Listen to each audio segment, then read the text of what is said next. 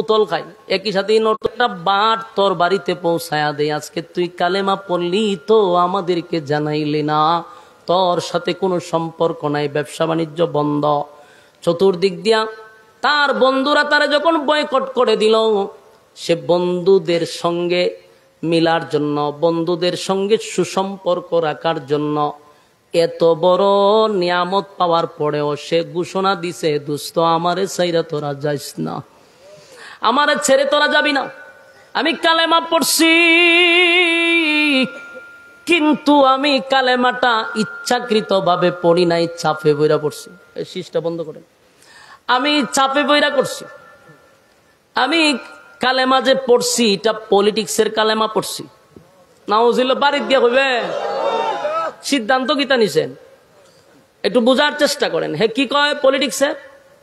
আমি কালেমা পড়ছি তো পলিটিক্সের কালেমা পড়ছি, আমি পলিটিক্সের কালেমা পড়ছি। পলিটিক্সের কালেমা কি বলে? রাজনীতির কালেমা। এই রাজনীতির কালেমা যেমন উখবা পড়ছিল 1400 বছর আগে, এখনো কিন্তু এরকম পলিটিক্সের কালেমা পড়িনা আছে না নাই? সচরাচর আছে।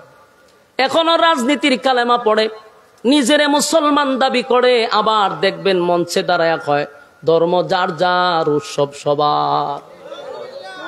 তুই না বলে মুসলমান রে, এ হইলো উখবার মতো মুসলমান, ঠিক নেই? এই শয়তানগুলি নিজেরে মুসলমান দাবি করে ঠিক, কিন্তু যত ধরনের বিধর্মী কালচার আছে এরা সব পালন করে। আবার যে আমি তো একজন মুসলমান, এই সবগুলা মুনাফিক। উখবা তাদের বন্ধুদেরকে বলে আমি কালেমা পড়ছি, কিন্তু আসলে এটা অন্তর থেকে পড়ি নাই, আমি পলিটিক্সের কালেমা পড়ছি। আর আবু জাহিল্লা জানে, আবু জাহিল্লা কয় উখবা শুন, আমি জানি রে আব্দুল্লাহর পুত্র মোহাম্মদের কালেমা যদি কেউ পড়া থাকে জীবন চলে যায়, কিন্তু কালেমা ছাড়ে না। এরা ওই ভয় পাইতেছে যে বন্ধু তো কালেমা ছাড়তো না। আর উকবা ইবনে আবু মুঈদ বলেন আমি কালেমা পড়ছি কথা ঠিক, কিন্তু আমি আবু বকরের কালেমা পড়ি নাই, আমি উমরের কালেমা পড়ি নাই, আমি বেলালের কালেমা পড়ি নাই। আমি চাপে পইরা মান সম্মান বাঁচাইতে গিয়া, ইজ্জত রক্ষা করতে গিয়ে আমি রাজনীতির কালেমা পড়ছি। আজ বাংলাদেশে বহু মানুষ আছে রাজনীতির কালেমা পড়ে, বাস্তব না বাস্তব? আর আজীবন করছে আওয়ামী লীগ, অহন টুপি মাথার দিয়া আমি আগে করতাম আওয়ামী লীগ, অহন জামাত করি, ঠিক নেই? ওহলে টুপি মাথার দিয়া আমি হেফাজত আর জামাত, অত সারা জীবন করছে আওয়ামী লীগ। বাস্তব না বাস্তব? এরকম ফল্টি বাজ আছে না নাই? হয় আমি রাজনীতি পড়ি নাই, আমি পলিটিক্সের কালেমা পড়ছি। আমাদের সমাজেও বহু মানুষ নিজের মুসলমান দাবি করে, কিন্তু কথাগুলি বলে নাস্তিকের কথা এবং ইসলাম বিদ্বেষী কথাবার্তা বলে। বুঝতে হবে এরা মুসলমান না, এরা উখবা মার্কা মুসলমান। এখন উখবার সমস্ত বন্ধুরা কয় তুই যে বললি তুই আবু বকরের কালেমা পরশ নাই, উমরের কালেমা পরশ নাই, রে কেমনে বিশ্বাস করব?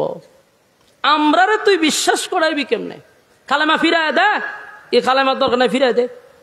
ওই বন্ধুরা বুদ্ধি দিতেছে, বন্ধুরা বুদ্ধি, ওই যে বন্ধু কি ক্ষতিটা করে দেখেন। কালেমা কিন্তু ফিরালাইছিল, উকবা জান্নাতের টিকিট পাইলিছে, নবীর হাতে কালেমা পড়ছে, জান্নাতের সার্টিফিকেট পাইলো, কিন্তু বন্ধুরা তারে কয় যে কালেমা ফিরাই দে। নাউজুবিল্লাহ।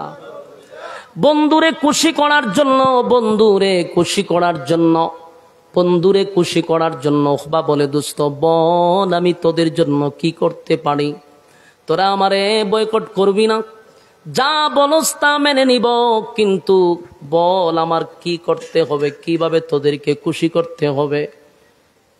আবু জাহিল্লা, আবু লাহাব্বা, উতাইবা, উতবা যতগুলো আছে সব শয়তানগুলি বলল কালেমা পড়ে মোহাম্মদ রে যেই পরিমাণ খুশি করছস, কালেমা ফিরত দিয়া আমাদেরকে সে বেশি খুশি করতে হবে। এবার এই বন্ধুগুলা তার সিস্টেম বুঝাই দিছে, আমরা আগামী কালকে আমরা সবাই যাবো মোহাম্মদের কাছে, তুইও আমরা সাথে যাবি, মোহাম্মদের সামনে গিয়া বলবি যে তোমার কালেমা তোমারে ফিরাই দিলাম, আর মোহাম্মদের চেহারার মধ্যে তুতু মারবি। নাউজুবিল্লাহ, নাউজুবিল্লাহ। চিন্তা করেন বন্ধু কি করতে পারে। হে বন্ধুত্ব টিকায় রাখার জন্য এই শর্তটা মাইনা লেছে। নাউজুবিল্লাহ। উকবা বলে, দোস্ত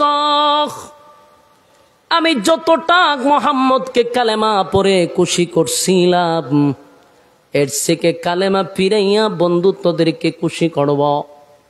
তাই 5-6 জন মিলে মক্কার বড় বড় জাহান্নামের সবচেয়ে বড় বড় যেগুলা জাহান্নামের সিলমারা এমন কিছু শয়তানগুলি একত্রিত হইয়া উকবারে লইয়া আল্লাহর নবীর সামনে গিয়া দাঁড়াইছে। আল্লাহর নবী দূর থেকে দেখতেছে যে তারা আসতেছে। নবীর ভিতরটা শরৎ, পয়গাম্বর মনে করছে গতকালকে গোপনে কালেমা পড়ছে রে, আজকে মনে হয় প্রকাশ্যে কালেমা পড়বে, এই জন্য তার বন্ধুদেরকে নিয়ে আমার কাছে আসতেছে।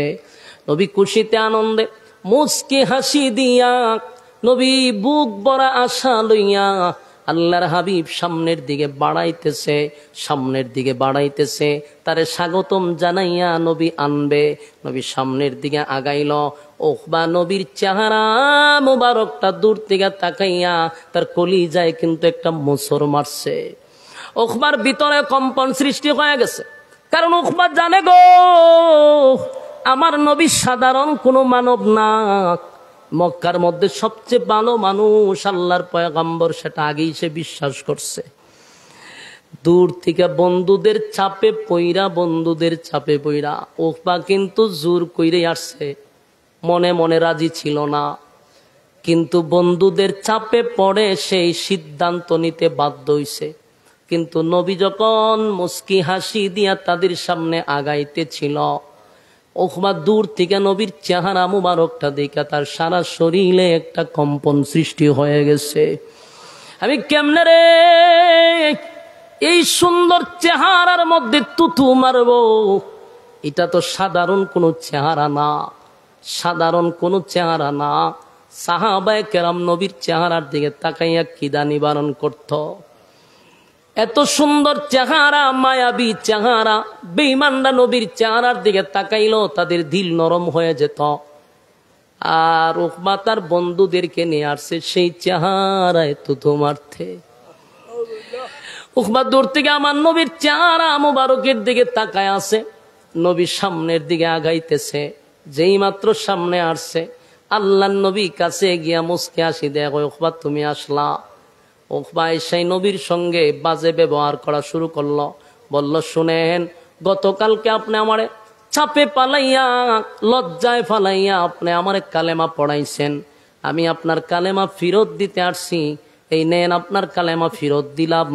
এই কথা বলে নবীর চেহারা মোবারকের মধ্যে উকবা থুথু মাইরা দিছে। আমার যুবক ভাইরা, আল্লাহর হাবিব ধৈর্য ধারণ করতেন সব ক্ষেত্রে। নবী মাইর খাইল, ধৈর্য ধারণ করতেন আল্লাহর পক্ষ থেকে। যখন মেসেজ আসতো নবী কথা বলতেন। তায়েফেও মাইর খাইছে, নবী উল্টা আরো দোয়া কইরা দিছে। যত জায়গায় নবী নির্যাতন হয়েছে উল্টা দোয়া করছে, আল্লাহ হেদায়াত দিয়া দেন। নবী ধৈর্য ধরতেন বেশি। কিন্তু যখন উকবা নবীর চেহারা মুবারকের মধ্যে থুতু মাইরা দিছে, আমার নবীর এত কষ্ট লাগছে, নবীর কলিজাটা যেন বেঙ্গে টুকরা টুকরা হয়ে গেছে। আল্লাহ নবীর চোখ দিয়া পানি পড়ে আর বলে, উকবা কি করলি, এটা কেমনে পারলি রে? গতকালকে না তোরে কালেমা পড়াইয়া আমি না তোর হাতে জান্নাতের সার্টিফিকেট দিলাম, আজকে কেমনে রে আমার সঙ্গে বেয়াদবিটা করলি?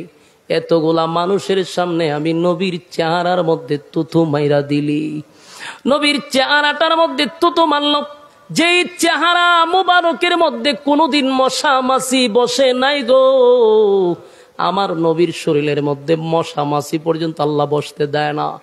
যেই শরীর দিয়া মেশকে আম্বরের গ্রান বাহির হয়, যে গ্রানে মুখরিত হয়ে যায়। আম্মা জান আয়েশা বলেন, নবী যখন ঘাম বাহির হইতো আমি ছোট ছোট বোতলে গামগুলা বইরা রাখতাম, বিয়ে বাড়িতে নবীর গাম মোবারক ছিটায়া দিতাম, গ্রানে মুখরিত হয়ে যেত।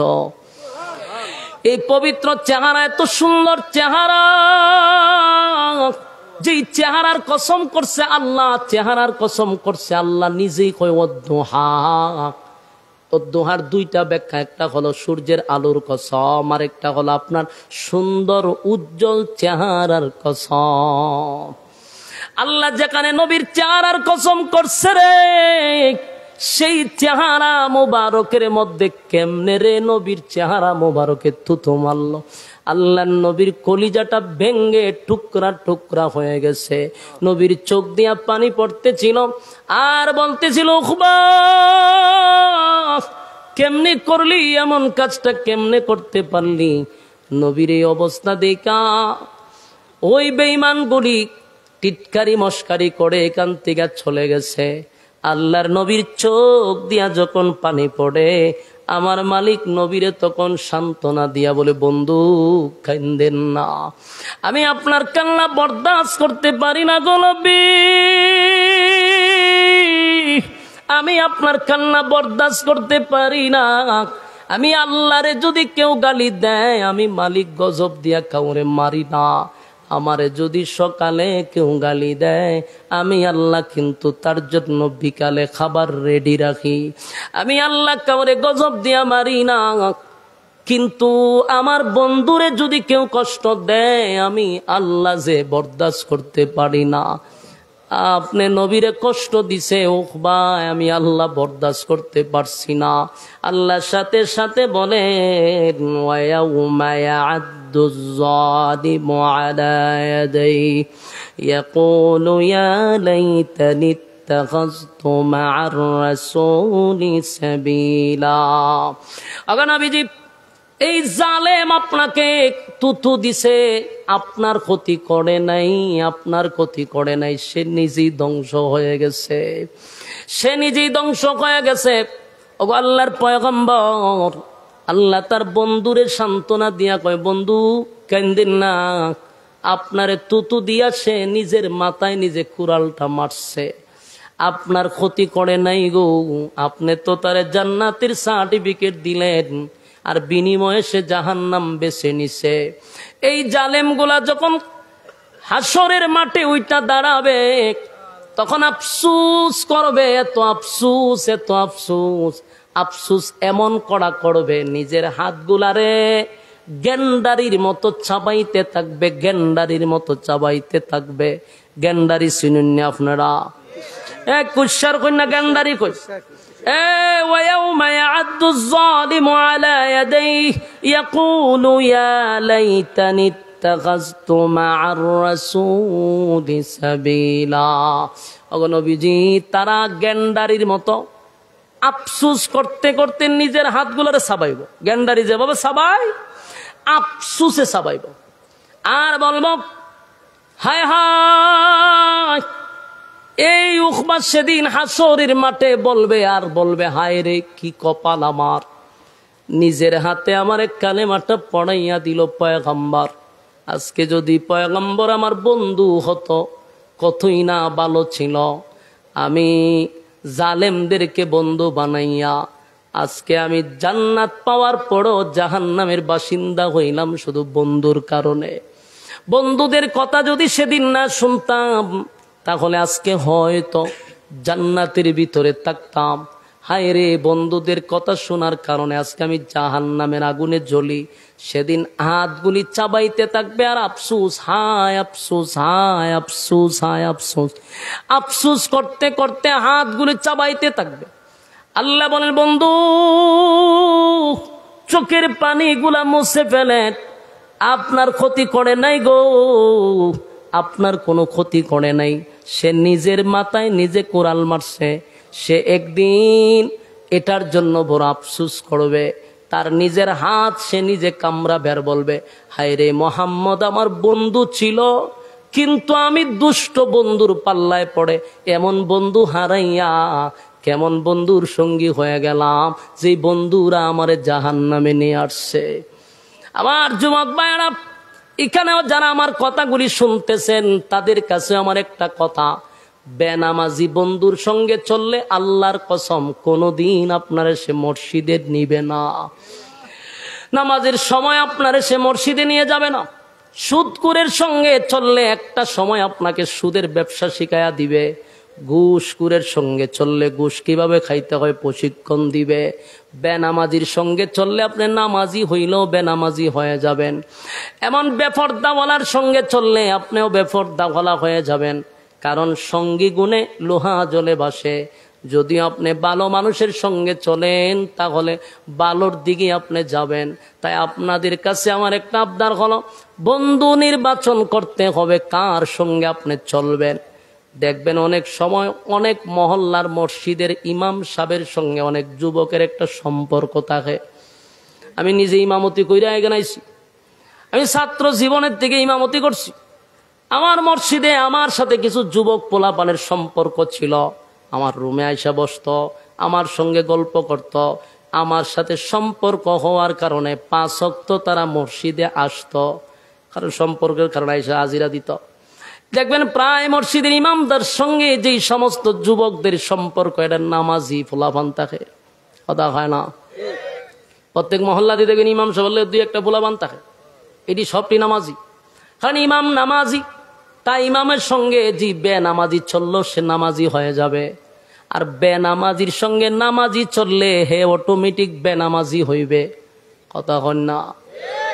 এজন্য বন্ধু বানানোর ক্ষেত্রে বলুন, নির্বাচন করার দরকার আছে না নাই? যাচাই বাছাই করার দরকার আছে নি? যার তার সঙ্গে বন্ধুত্ব করা যাবে না, যারে তারে বন্ধু বানানো যাবে না।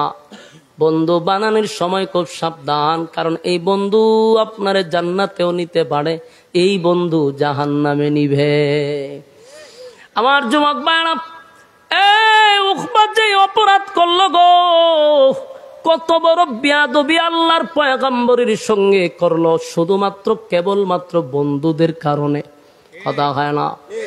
এমন মুনাফিক যারা মুখে মুখে কয় আমি মুসলমান, আমি ধর্ম গ্রহণ করছি, কিন্তু তারা স্বার্থের জন্য, নিজের ফায়দার জন্য ইসলামটাকে তারা কলঙ্কিত করতেও কোনো সমস্যা নাই।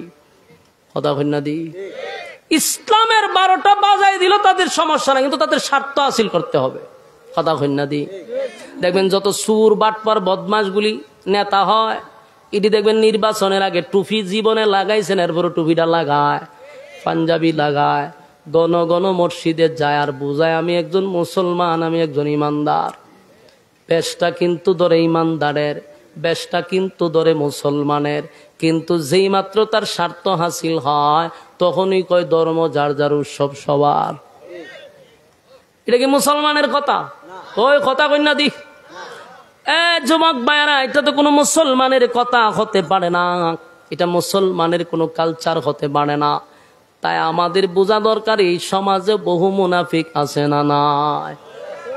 এরা বলে আমি মুসলমান, আমার বাবাও মুসলমান, আমি কোরআন মানি, ইসলাম মানি, ধর্ম মানি, সব ঠিক আছে, কিন্তু স্বার্থ আঘাত করলে কিচ্ছু মানি না। কথা বলেন? ওই যে সূরা নিসার 65 নম্বর আয়াত, এক ব্যক্তি নবীর কাছে কালেমা পড়ছে, সমাজের মানুষের কাছে কয় আমি একজন মুসলমান, আমি একজন। আচ্ছা, আপনারা কি বিরক্ত লাগতেছে? তো এইভাবে যে সবার উপরে বর করতেছে, ঘটনা কি? আমি আর 5 মিনিট 10 মিনিট সময় নেবো, এরপরে ছেড়ে দিব, কিন্তু মাঝখানে উঠতেন না। ভাবতেছেন মানে হুজুরে ঘন্টার পর ঘন্টা লইয়া লামছে আমরা জায়গা, এমনটা না। আমার নিজেরই জানে কুলাইতেছে না, এরপরও আপনারা লইয়া চাইতে একটু বেশি সময় দিব, কিন্তু আপনারা যেভাবে বর করা শুরু করছে এখন তার সামনে টানান যেত না, কিন্তু উঠতেন না বেশি সময় নেই, 10 মিনিট শেষ করতেছি, বসেন। 1 নাম্বার হলো সূরা নিসার 65 নম্বর আয়াতটা কেন নাজিল হলো? এখানে একটা মুনাফিকের চরিত্র আছে। এক ব্যক্তি নবীর কাছে কালেমা পড়ছে, সমাজের মানুষের কাছে বলে আমি একজন মুসলমান। তো মুসলমান বলে, মুসলমানরা তারে মহব্বত করে, ভালোবাসে, কিন্তু এই মুসলমান ব্যক্তিরা একদিন ঝগড়া লাগছে একটা ইহুদির লগে। ঝগড়া কি অস্থির ঝগড়া, সহালতে বিকাল পর্যন্ত ঝগড়ি করতেছে। তো একজনের জিগায় আপনারা 2 জনের গুতাগুতি দেখলাম সহালতে করতেছেন, ঘটনা কিতা? বলে ঘটনা হইলো আমার মাল লয়ে হে জায়গা বাড়ি, এটা কয় হের, বলে হে কয় এটা আমার, হে কয়। এই 2 ব্যক্তি তারে জুরাজুরি কইরা, 3য় ব্যক্তি তারে দইরা দুজন দৌড়ে লেগেছে রাসুলের কাছে। আয় না, সারাদিন ধরে মারামারি করতে, বিচার একটা না হইয়া যাবে কৌ, দুটারে ধরে রাসুলের কাছে নিয়ে গিয়ে হুজুর দুটার বিচার করুন চাই। মাল একটা, কিন্তু দুটা লাগছে সহালতিয়া ঝগড়া, কেউ কাউরে দেয় না, হে কয়টা হের, এ কয়টা হের। রাসূল বিচার করবো। ঠিক আছে, আমি বিচার করলে মানুনি বলে জি হুজুর সব বনা সেটি কি দেখো। ইহুদি ব্যক্তি কয় আমি একজন ইহুদি হইতে পারি, কিন্তু আপনি বিচার করে দিলে আমার কোনো অসুবিধা নাই। আমার কত হইল মালটা আমার, আমি বুঝা পাইতাম। আপনি বিচার করবেন না, কে বিচার করবো আমার দেহার বিষয় না। রাসূল এটা সুষ্ঠু তদন্ত করছে, তদন্ত করে দেহা আসলে মালটা মুসলমানের না, এটা ইহুদিরই। নবী কই মাল তোমার, লইয়া বাড়ি যাও। বিচার দিছে, শেষ না? ইহুদি ব্যক্তি মাল লইয়া বাড়ি যায়। মুসলমান ব্যক্তিরা রাস্তায় গিয়া তার সন্ত্রাসী কায়দায় আটকাইছে। যাসকো বাড়ি যায়, কত মাল লইয়া যাস করে, মা বিচার না করে দিল, তুই না মুসলমান, তোর নবী না বিচার করে দিছে, তো মাল তখন এটা আমার করে দিলে কি, আমার তো বিচার পছন্দ হয়েছে না। নাউজুবিল্লাহ কইতেন না? হ্যাঁ, নিজের কি দাবি করছে? কথা বুঝি না করে দাবি করছে কি তখন কি কয়? বিচার পছন্দ হয়েছে না। হ্যাঁ, ইহুদি ব্যক্তি কই কি তা কয়, তুই না মুসলমান? বলে হ, তুই বিচার দি, তোর নবী করে দিল, বিচার পছন্দ, বলে বিচার পছন্দ হয়েছে না। তো সারাদিন ঝগড়া করলাম কো, বলে না বিচার পছন্দ হয়েছে। ইহুদি জিজ্ঞাসা, তোর কিতা করতে চাস তুই? হয় এটা সানি বিচার, আরেক জাত লয়ে যাম। তো যা, কোনানো লয়ে যাবে, হয় উমরের কাছে যাম। তো ল, উমরের কাছে ল। ইহুদি ব্যক্তির কত হইল, আমি যদিও ইহুদি, কিন্তু আমার ইয়াকিন বিশ্বাস মুসলমানের বিচারটা হইল সঠিক। আমি যদি ইহুদি, কিন্তু বিচারটা ইসলামের হয় সঠিক, এটা ইহুদির বিশ্বাস আছে। আর এই মুসলমান ব্যক্তিটা নিজে সমাজের মধ্যে মুসলমান দাবি করে। এর লইয়া আবার সানি বিচারের লেগে উমরের দ্বারে গেছে। হযরত উমরের দ্বারে গিয়ে, হুজুর বাড়িতে নেই, বলে হ বাড়িতে আসলাম তো একটা বিচার লইয়া। কি বিচার? সহালতে দেখেন না, এই ইহুদির বাচ্চায় আমার মাল লইয়া জাগা, এ আমার মাল দেয় না, আপনি এটার সুষ্ঠু বিচার করে দেন। উমর যখন বিচার করতে গেছে, ইহুদি ব্যক্তি, হুজুর আমার একটা ছোট্ট কথা আছে। বলে তোর কি কথা? বলে হুজুর আপনি যে বিচারটা করতেছেন, এটা কিন্তু প্রথম বিচার না, এটা সানি বিচার। উমর কত এর আগে বিচার করছে কেডা? আপনার নবী মুহাম্মদুর রাসূলুল্লাহ সাল্লাল্লাহু আলাইহি সাল্লাম বিচার কইরার রায় আমারে দিছে। বলে হে কিতা কয়? মুসলমানদের জিজ্ঞাসা, কিরে সত্য কয়? বলে জি সত্য। তার মানে বিচার সানি বিচার? বলে জি। রাসূল বিচার করেছে, তোর পছন্দ হয়েছে না? না, তা আমি বিচার করে দিলে তোর পছন্দ হইব? বলে জি। ঠিক আছে, আল্লাহ রাসূল বিচার করেছে, তোর পছন্দ হয়েছে না, তুই মুসলমান, আমার কাছে বিচার লইয়েছে, তো আমি বিচার দিলে সমাধান হইবে। বলে হ, তেগান দিয়ে লড়িস না, খারাপ থাক। হযরত উমর ঘরের ভিতরে গিয়ে একটা দাঁড়ালো তরবারি লইয়া এর দুইজনের মাঝখানে হারিয়েছে। হারিয়া নিজের দাবি করস তুই মুসলমান, সারাটা দেশ ঘুরা বেড়াস তুই মুসলমানের দাবি লইয়া, আমার নবী বিচার কইরা দিল রায়, তোর এই রায় তোর পছন্দ হয় না, আমি উমরের কাছে বিচার লইয়া, আমি বিচার কি জানোস? আমার বিচারের রায় হইল একটা সেদ মারছে, কল্লাটা 10 হাত দুনিয়া ফলাইছে, ফালাইয়া কই দিল আমার রায়। উমর কইটা আমার রায় হইল তোর কল্লা ফালাই দেওয়া, দিছিনি কল্লা ফালাইয়া। ইহুদি তো মনে করেন দুনো রাস্তাতে ছুটে গেছে গা, এই অবস্থা দেখে হ্যাঁ কাঁপতে কাঁপতে দুনো রাস্তা ছেড়ে দিছে। উমরের জিগে তুই কি কাম করছত করে? কয় আপনি কি হন আমারও ধরবেন? বলে না, তুই তোর মাল লইয়া বাড়ির যা। হেতে মাল লইয়া দৌড়ার সব বনাস। ওহন বিচার ঠিক হয়েছে, কিন্তু ঘটনা হইল যারে উমর হত্যা করছে তার আত্মীয় স্বজন আবার উমরের বিরুদ্ধে মামলা করছে, হত্যা মামলা করে দিছে। আমরা বাইরে উমরে মেরে লিছে, নির্দোষ মানুষটারে উমর কেমনে মারল রে? গোটা মদিনার অলিতে গলিতে উমরের বিরুদ্ধে হত্যা মামলা। সবাই জানে উমর নির্দোষ মানুষটাকে হত্যা করছে, তাও আবার একজন মুসলমানকে বিনা অপরাধে উমর হত্যা করছে। মামলা করছে নবীর আদালতে, নবী তখন দেশের প্রেসিডেন্ট। সুবহানাল্লাহ, নবী দেশের প্রেসিডেন্ট ছিল। বিচার যখন শুরু হয়েছে, রাসূল তদন্ত করে দেখে উমর যারে হত্যা করছে ওই লোকটার কোনো অপরাধ ছিল না। কারণ এক জায়গায় বিচার পছন্দ না হইলে আরেক জায়গায় নিয়ে গেলে এটা ইসলামে কোনো বাধা নাই। আপনার বিচার পছন্দ হয়েছে না, আপনি আরেক জায়গায় বিচার লইয়া যাবেন, এটা কোনো দোষের বিষয় না। উমর তো ভাইসা গেছেনি, কথা কয় না, ভাসছিনি, উমর ভাইসা গেছে, হত্যা মামলা হয়ে গেছে। আর হত্যা মামলা কি বাংলাদেশের হত্যা মামলা? কথা কই না দি, বাংলাদেশের 7 খুন 12 খুন কইরাও গোল্লিপ সিগারেট বেনসন খায়, 7-8টা খুন কইরাও দেখবেন ঠ্যাঙ্গের উপরে ঠ্যাং দিয়া লড়ায় আর বেনসন খায়। কারণ বাংলাদেশে কুত্তা মিলে মারলেও বিচার আছে, মানুষ মারলে বিচার নাই। 16 বছর তো এই কাহিনী হয়েছে, জুরা কোন ছাড়া কোনো কোন হয়েছে না। তো এইটার আবার মামলা কিতা, হত্যা মামলা কোনো মামলাই না বাংলাদেশ আজ পর্যন্ত দেখছেন নি ফাঁসি হইতে? কয় ফাঁসি হইব কইয়া কদিন দেখার পরে ফাঁসি যাও এবার হয়েছে যুদ্ধ অপরাধী আর কেউ ফাঁস হচ্ছে না, সমস্ত নিরহ আলেমদেরই ফাঁসি দিয়া লাইছে। কিন্তু অরিজিনাল দোষী যারা 10 খুন 12 খুন করছে এদের কোনো ফাঁসি বাংলাদেশে হয় নাই। সমস্ত নিরহ আলেমদেরকে ফাঁসির কাস্টে ঝুলাইছে স্বার্থ হাসিলের জন্য। তো বাংলাদেশের মার্ডার তো আপনারা মনে হয়েছেন যে এটা কোনো বিষয় না। উমরের নামে হত্যা মামলা হয়েছে, ইসলামিক আইন অনুযায়ী হত্যার বদলা উমর এখন হত্যা করব, ফাঁসি দিয়ে দিব, কারণ উমর হত্যা করছে, রায় হয়ে যাবে। বিচারক হইল রাসূল নিজে। উমর রে কোর্টে তোলানো হয়েছে, আদালতে উমর দাঁড়াইছে ওই কাঠগড়ায় অপরাধীর জায়গা, আর রাসূল বইয়েছে বিচারকের জায়গা। এখন রায় হইব উমরের মৃত্যুদণ্ড। সবকিছু ওকে। আর মদিনার অনেক মানুষ কান্না শুরু করছে, কারণ উমর তো সাধারণ কোন সাহাবী না, উমর কোন সাধারণ সাহাবী ছিল না। উমরের বিরুদ্ধে হত্যা মামলা, কিন্তু এটা রটায়া গেছে যে একটা নির্দোষ মানুষকে উমর হত্যা করছে। কিছু কিছু সাহাবীরা কয় না রে, উমর এমন সিদ্ধান্ত নিতে পারে না। উমরের ব্যথায় ব্যতীত হইয়া গোটা মদিনাতে কান্নার রোল পড়ে গেছে রে, উমর রে আজকে মৃত্যুদণ্ড দেওয়া হবে। রাসূল নিজেই তো বিচারক। যেই মাত্র কাঠ গড়ায় দাঁড়াইলো, উমর অপরাধীর কাঠ গড়ায় দাঁড়ায় আছে, পয়গম্বর যেই মাত্র তারে মৃত্যুদণ্ড দিবে ঠিক এই মুহূর্তে জিব্রাইল নবীর সামনে হাজির। জিব্রাইল কো হুজুর বিচারক কে? বলে আমি। অপরাধী কে? বলে হযরত উমর।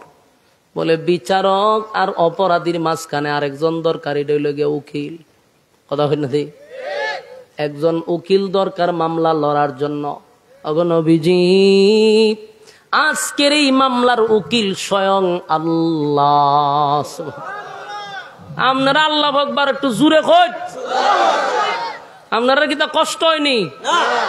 ওলা বোঝা যায় আপনারা কষ্ট ওর। আল্লাহ বলেন পয়গম্বর আপনি হইলেন বিচারক, উমর হইল অপরাধী, আর আমি আল্লাহ হইলাম উকিল। মামলা যদি আমি আল্লাহ লড়ি তাহলে আপনি কেমনে রায় দিবেন? দেন দেখি রায়। আমি মামলা লড়ব, নবীর ক্ষমতা আছে আর রায় দেওয়ার? আল্লাহ তখন আয়াত নাজিল করে দিছে, সূরা নিসার 65 নম্বর আয়াত। আল্লাহ বলেন ফালা ওয়া রাব্বিকা লা ইউমিনুনা হাত্তা ইউহাক্কিমুকা ফীমা শাজারা বাইনাহুম সুম্মা লা ইয়াজিদু ফি আনফুসিহিম হারাজাম মিম্মা কাদাইতা ওয়া ইউসাল্লিমু তাসলিমা। আল্লাহ রাব্বুল আলামিন আয়াতে কারিমা নাজিল করে বলেন ফালা ওয়া রাব্বিকা, আপনার রবের কসম, আপনার রবের কসম, আপনার রবের কসম। আল্লাহ তার নিজের কসম করে বলে উমর কোন নির্দোষ মানুষকে মারে নাই, উমর একটা টাটকা মুনাফিকরে হত্যা করছে। উমর কারে হত্যা করছে? সবার কাছে যেই লোকটা নির্দোষ মুসলমান ছিল, আর উমরের রাটারে আগেই ধরা পড়ে গেছে। উমর এমন একটা রাটার যেটার মধ্যে অপরাধী অটোমেটিক ধরা পড়ে। গোটা মদিনার মানুষ জানে উমর নির্দোষ মানুষকে হত্যা করছে, কিন্তু আল্লাহ হয় ফালা ওয়া রাব্বিকা, আপনার রবের কসম, উমর নির্দোষ মানুষকে হত্যা করে নাই গো। উমর যারে হত্যা করছে টাটকা মুনাফিক, নিজেরে মুসলমান দাবি করে, গোটা এলাকায় মুসলমান পরিচয় দিয়া ইসলামের 12টা বাজায়। আপনি নবীর কাছে কালেমা পইরা আপনি নবীর বিচার তার পছন্দ হয় না, এ আবার মুসলমান কেমনে? ওই কথা কই না তুই? ওই যে মুনাফিক মারা গেছে, যারা উমরের সাইজ করছে, হে নিজেরে মুসলমান দাবি করে নবীর বিচার পছন্দ হয় না, তাহলে এমন মুনাফিক অহন আসেনি? আমাদের দেশে বহু লোক আছে নিজেরা মুসলমান দাবি করতেছে, কিন্তু কোরআনের আইন তার পছন্দ হয় না, নবীর তরিকায় তার চলতে ভালো লাগে না, নবীর সুন্নত অনুযায়ী জিন্দেগি তার ভালো লাগে না, ইসলাম তার হইল মাথা ব্যথা। এটা হলো সেই মুনাফিকের খালাত্তো ভাই, চাচাতো ভাই। তখনকার এখন যদি ইসলামিক আইন থাকতো এগুলারও কতল করার দরকার ছিল। আসেনি এরকম মুনাফিক? মুনাফিক এমন এক ভয়ঙ্কর যে এরা সবচেয়ে বেশি ইসলামের ক্ষতিটা করে, এবং মুনাফিককে ধরা যায় না। এরা দেখতে বড় সুন্দর, এরা কাজ করে দেখাইয়া খুব সুন্দর, কিন্তু ভিতরে 14 গোষ্ঠী উদ্ধার করে দেয়। নামে দেয় মুসলমান, কিন্তু ইসলামের ক্ষতি করে। এমন মুনাফিক থেকে আল্লাহ আমাদেরকে হেফাজত করুক, সকলে বলে আমিন। এমন মুনাফিক মারা গেলে যদি বুঝেন হে এই ক্যাটাগরি, তাহলে তার পিছে জানাজা পড়বেন না, তার মারা গেলে তার জানাজা পড়বেন না, তার জানাজা পড়াইবেনও না, পড়তে যাবেনও না ইনশাআল্লাহ। কারা কারা রাজি আব্দুল্লাহ দেখায় দেন। লিল্লাহে তাকবীর, লিল্লাহে তাকবীর। আল্লাহ সবাইকে বুঝার মানার আমল করার তৌফিক দান করুক, সকলে বলে আমিন। দুরূদ শরীফ পড়েন আল্লাহুম্মা সাল্লি আলা। জলদি জলদি কেউ বসে যে কোন ইবাদত দোয়া করে, যেমন কেউ না উঠি মজমা শেষ